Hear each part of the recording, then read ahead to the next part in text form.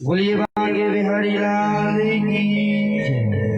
महाराज नंद बाबा के आंगन में बधाई देने वाले लोगों का ऐसा मानो लग रहा था कि जैसे मेला लग गया हो। जिन जिन व्यक्तियों को जानकारी मिले, जो भी ग्वालरों को जानकारी मिले, वह बधाई देने के लिए नंद बाबा के यहाँ पर आए। महाराज समय व्यतीत होता गया, 1 वर्ष होने को आ गया। भगवान के जन्म का नहीं जे कर देते थे। तो महाराज देखते देखते क्या हुआ, श्री सुखदेव जी महाराज कहने लगे कि परीक्षित, नंद बाबा ने प्रति वर्ष अनुसार गोकुल में जाकर के कर को इकट्ठा किया, धन को इकट्ठा किया। सभा लगी, भैया प्रति वर्ष अनुसार हमारे इस राज्य के राजा हैं महाराज कंस। तो हम जो खेती करते हैं, इस भूमि में रहते हैं, तो इसका कर देना पड़ता है। तो वो कर अब देने का समय आ गया है। 1 वर्ष हो गए। हम और आप भी जमीन का वर्ष में देते ना, वो भाई में आते हैं लेने के लिए, क्या बोलते हैं उसको, कुछ बोलते हैं ना उसको। हाँ, तो प्रति वर्ष देते हैं अपन जमीन का कर। तो महाराज कंस के लिए कर इकट्ठे किया गया गांव में कि भाई रहते हैं तो वो कर देना पड़ेगा। तो महाराज कर लेकर के महाराज नंद बाबा जो है मथुरा पहुंच गए। मथुरा पहुंचने के बाद महाराज कंस को कर दिया गया। महाराज थोड़ी लेट हो गए हैं, लेकिन क्या करो, हमारे यहाँ पर बालक हुआ है, उसके आनंद में, उसकी खुशी में हमको समझ में नहीं आया कि कितने दिन व्यतीत हो गए। अच्छा, तुम्हारे यहाँ बालक हुआ है? हाँ। अरे उसी की खुशी में तो इतने दिन व्यतीत हो गए, हम नहीं आ पाए, लेकिन जी कर लेकर के आ गए। कर दिया। कर देने के बाद वहां से महाराज नंद बाबा थोड़ी आगे बढ़े तो वसुदेव जी को चिंता जी हो गई कि हम तो रात्रि में छोड़ करके इनके यहाँ पर बालक को इसलिए आए थे कि वो सुरक्षित रहेगा, और ये उस बालक को छोड़ करके आज मथुरा आ गए, और इन्होंने इनको बता भी दिया कि बालक का उत्सव में हम लेट हो गए। महाराज वसुदेव जी तुरंत गए और नंद बाबा जी से कहने लगे कि बाबा जी कैसे हो? कहने लगे ठीक है। अरे हमने सुना है कि आपके यहाँ पर लाला का जन्म हुआ है। लाला हो गए, छोरा हो गए आपके यहाँ? नंद बाबा कहने लगे हाँ हो गए। अरे हमको खबर तक नहीं दिया आपने। तो नंद बाबा क्या बोलते हैं कि हम खबर तो देते, लेकिन हमारी हिम्मत इसलिए नहीं पड़ी क्योंकि दुष्ट पापी कंस ने तुम्हारे 8 पुत्रों की हत्या कर दी। अरे तुमको संतान का दुख, और हमारे यहाँ संतान हुई और वो हम खुशी की खबरी आपको दें, खुशखबरी सुनाएं, तो ये हमको थोड़ा अच्छा नहीं लगा। नंद बाबा को जानकारी नहीं है कि जी खुद छोड़ करके आए। तो वसुदेव जी कहते हैं वो तो ठीक है महाराज, आप यहाँ पर आ गए, लेकिन समय सही नहीं चल रहा है। हम थोड़ी बहुत ज्योतिष जानते हैं, आपकी मस्तक की रेखा ऐसी बता रही है कि आप यहाँ पर आए हैं, और वहाँ पर नंदगांव में, गोकुल में कुछ ना कुछ उत्पात होने वाला है, कोई ना कोई भारी संकट वहाँ पर आने वाला है। तो मित्र, हे नंद बाबा, तुम शीघ्रता करो और गोकुल पहुंचो। मथुरा में आकर के तुमने कर तो दे दिया महाराज कंस को, अब जल्दी जाओ। इस प्रकार से वसुदेव जी ने कहा। बड़ी चिंता हो गई। अरे राम राम, हो भी क्यों ना, 90 साल की आयु में लाला का सुख पुत्र सुख प्राप्त हुआ है नंद बाबा को। इधर महाराज कंस को अपनी मौत दिखाई देने लगी, क्योंकि आकाशवाणी द्वारा कहा गया, अरे पापी कंस, तू क्या मुझको मारेगा, तेरा मारने वाला तो कहीं और जाकर के पैदा हो गया है। तो ये बात महाराज कंस को तो पता चल गई और महाराज कर देने के लिए आए। तो नंद बाबा ने भी बता दिया कि उत्सव मना रहे थे। तो अब तो महाराज जैसी उत्सव की सुनी तो कंस को और चिंता लगी, हे भगवान, आप उत्सव मना रहे हो और हमको ऐसा लग रहा है कि हमारी सांसें न रुक जाएं। तो महाराज कंस ने क्या किया, नेहास्ते अम्बोदितं संयुक्त बचा गोकुले। महाराज मंत्री गणों को बुलाकर के मंत्रणा करने लगी कि बालक से हमको हानि है, जो नए बालक जन्मे हैं उन सब शिशुओं की हत्या करो। पर कौन कौन के यहाँ पर बालक हुआ है, किस किस के यहाँ पर बालक हुआ है। तो कहने लगे एक काम करो, हमारे यहाँ पर बालकों की खोजबीन करने वाली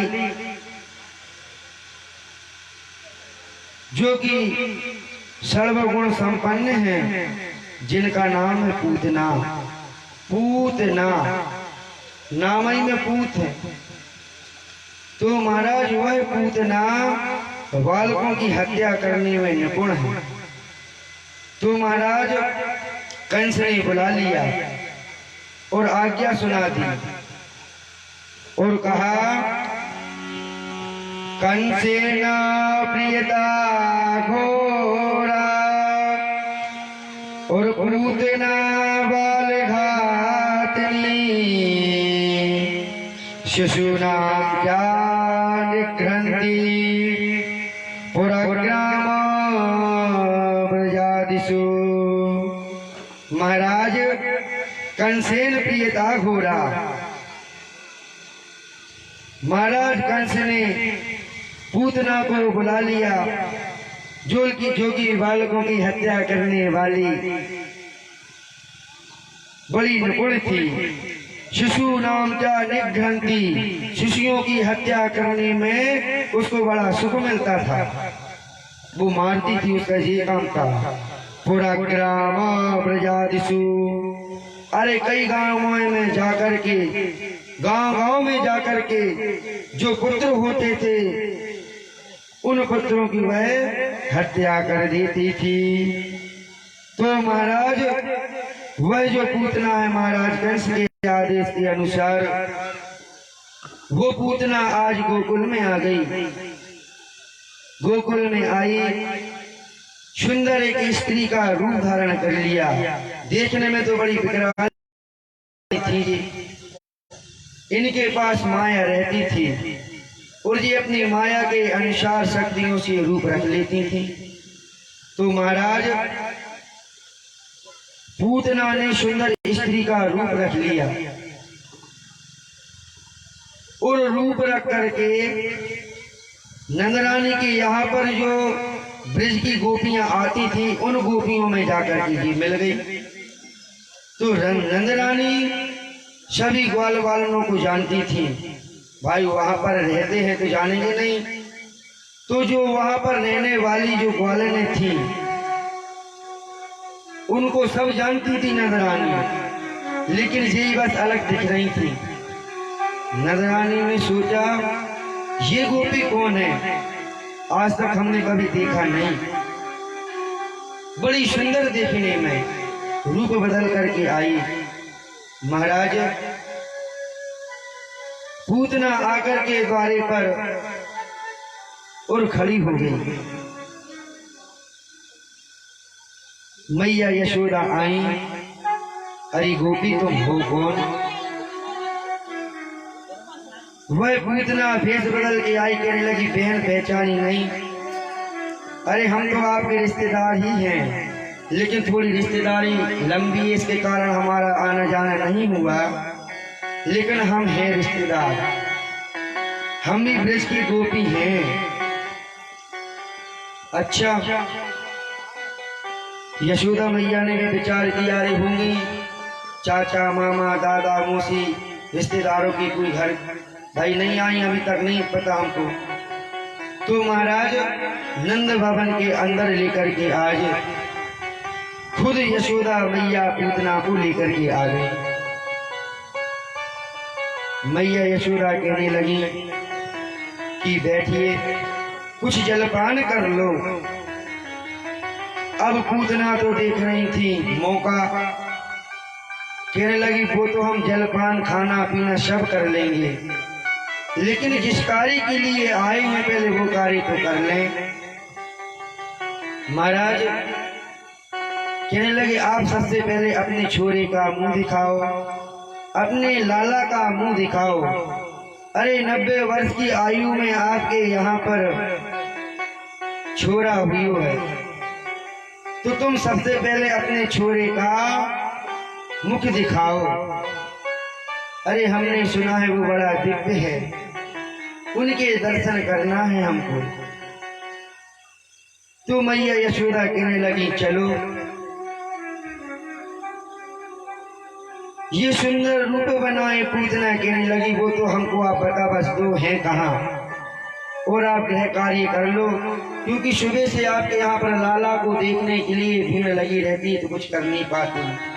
अरे हम तो आपके रिश्तेदार हैं, घर के हैं, कोई बात नहीं, हम आपके लाला को देखते हैं, लेकिन आप अपने घर का कार्य कर लो।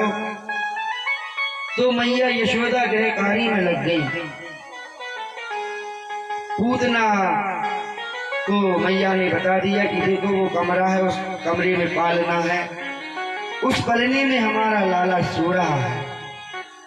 पूतना पहुंच गई, भगवान ने तिरछी नजर करके देखा, कहने लगे अरे राम राम, हम आए थे राक्षसों का वध करने के लिए, और अभी छोटे से तो हैं, घर से बाहर नहीं निकले, और ऐसा लग रहा है श्री गणेश नहीं से करना पड़ेगा। तो महाराज आज पूतना बाजू में झूले के पहुंची, तो भगवान श्री कृष्ण ने नेत्र बंद कर लिए, उनको देखा नहीं। पूतना ये समझ रही कि छोटा सा शिशु है, वैसे आंखें नहीं खुलती, तो ये आंख बंद किए सो रहे होंगे, लेकिन भगवान हमारे जो वाके विहारी हैं वो नेत्र बंद करके कहते हैं कि हे गणेश भगवान, लीला करेंगे जब करेंगे, लेकिन श्री गणेश हम यहीं से करने जा रहे हैं। तो आंख बंद करके भगवान नेत्र बंद किए हैं, फिर आंख खोली भगवान ने। तो भोलेनाथ से भी निवेदन करते हैं कि आज हमारी मौसी आई है, कितना स्नेह है, देखो आज प्राणों पर संकट है, इसके बाद भी यहाँ पर आ गई। ठीक है, पूतना ने मौका देखा और भगवान को अपने उठाया, सीने से लगाया और शीघ्रता पूर्वक नंद भवन से निकली और महाराज उड़ गए, लेकर के उड़ गई। पूतना ने सोचा कि अब मौका अच्छा है, यह जो पूतना है अपने स्तनों में विष लगा करके आई थी, तो महाराज इसने स्तनपान कराना आरंभ कर दिया। तो भगवान ने सोचा कि माँ का कार्य कर रही है, आई तो है मारने के लिए, लेकिन स्तनपान कराने के कारण ये माँ का कार्य कर रही है। लेकिन जहर भी लगा है, विष भी लगा है। अब विष का काम है, जान के पियो तो मरना पड़ेगा, और अनजाने में पियोगे तो मरना पड़ेगा। अब भगवान तो जान रहे हैं कि विष है, जानबूझ के तो पीने से रही। तो भगवान ने अपने आराध्य इष्ट देव भगवान भोलेनाथ का ध्यान किया कि भगवान जी डिपार्टमेंट आपका है, अरे विषपान करो आप और दुग्ध पान करेंगे हम। इस प्रकार से महाराज भगवान और भगवान श्रीमन नारायण रूप में, जो बाल रूप में हमारे कृष्ण का कन्हैया बाकी बिहारी है, महाराज इन्होंने स्तनपान करते करते और अब महाराज